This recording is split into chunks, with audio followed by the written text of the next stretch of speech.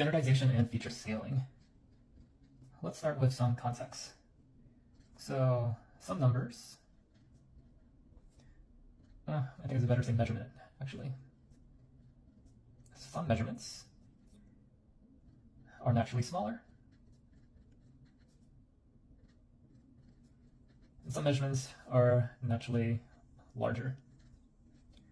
For example, say height in feet.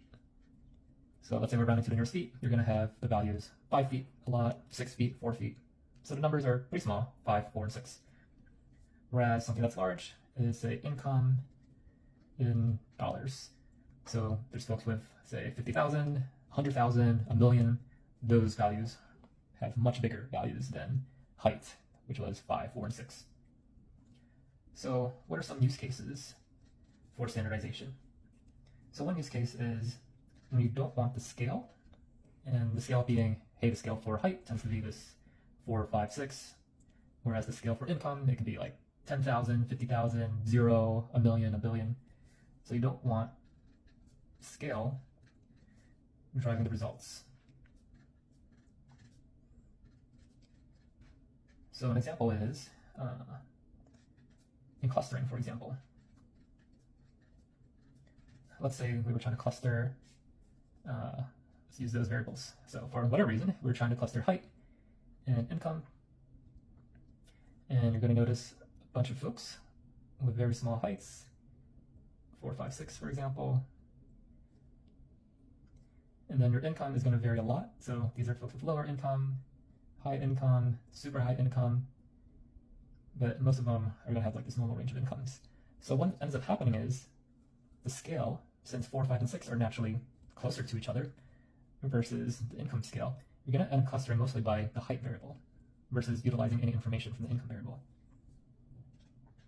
So use case number 2, let's say you want to compare the effect size across features.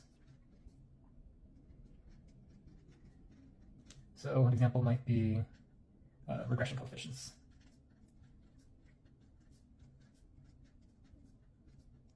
So when you scale the regression coefficients, you can actually compare the coefficient in front of something called height versus the coefficient in front of standardized income.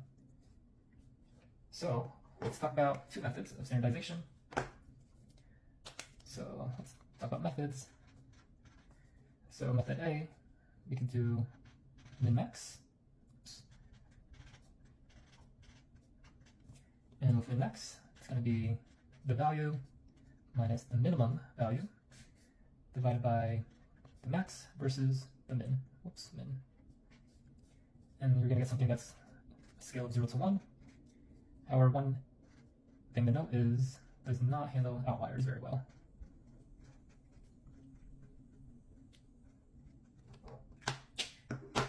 And let's look at another method. Let's call it method B, is z-score. So with z-score, it's going to be the value minus the mean value divided by standard deviation.